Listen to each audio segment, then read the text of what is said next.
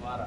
Kalau sekiranya terjadi pelanggaran administrasi, jelas Bawaslu lah yang menangani. Kalau sekiranya ada perselisihan terhadap hasil pemilu, Mahkamah Konstitusi sebagai lembaga yang menyelesaikan permasalahan ini. Jadi Undang-Undang Pemilu sudah menjelaskan hal tersebut, mekanisme penyelesaian semua permasalahan berkaitan dengan pemungutan, penghitungan, dan rekapitulasi.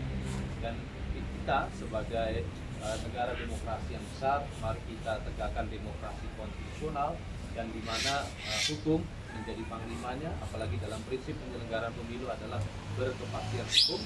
Saya ingin mengajak pada semua pihak mari kembali kepada undang-undang pemilu. Pak, meminta komentar. Ini baru saja ada ICW dan juga Kontras yang meminta jawaban atas pertanyaan mereka sehubungan dengan sistem Sirekap, dan juga masih ada KPPS, petugas KPPS yang meninggal begitu selama rangkaian pemilu ini, dan mereka meminta data untuk soal anggaran dan juga pertanggungjawaban terhadap KPPS yang meninggal itu. Gimana respon KPU, Pak? Sirekap adalah alat publikasi formulir model C hasil plano. Formulir model C hasil plano ini adalah formulir yang ditulis secara langsung di depan para saksi dan pengawas TPS pasca ketua KPPS membacakan perolehan suara secara satu persatu. Itu ditulis ya dengan cara diberikan tally ya, terus dijumlah, sehingga penulisan formulir model C hasil plano adalah penulisan yang sangat transparan dan dapat dipertanggungjawabkan. Sirekap adalah teknologi yang mempublikasi formulir model C hasil plano, dan jika dibandingkan dengan pemilu serentak 2019 yang lalu, hari ini jauh lebih baik dalam KPU membuka informasi seluas-luasnya mengenai hasil penghitungan suara di TPS. Jadi tidak beralasan kalau kami dibilang hari ini lebih buruk.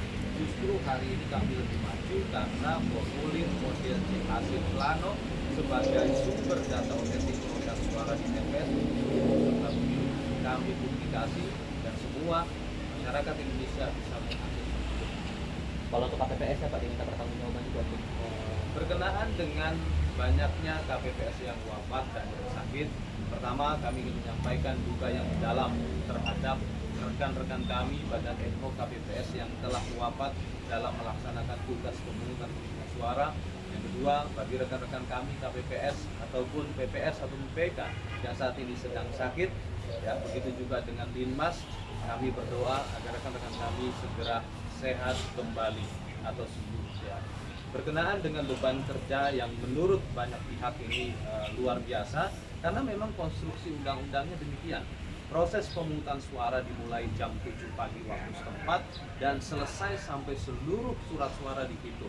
Dan bahkan dalam putusan Mahkamah Konstitusi nomor 20 garis miring PU Strip 18 Romawi garis miring 17 Romawi, saya ulang ya, bahkan dalam putusan Mahkamah Konstitusi nomor 20 garis miring PU Strip 17 Romawi garis miring 2019, khususnya berkenaan dengan pasal 383 ayat 2 dijelaskan apabila memang proses penghitungan suara itu tidak selesai di hari pemungutan suara, maka dapat dilanjutkan 12 jam kemudian setelah hari pemungutan suara.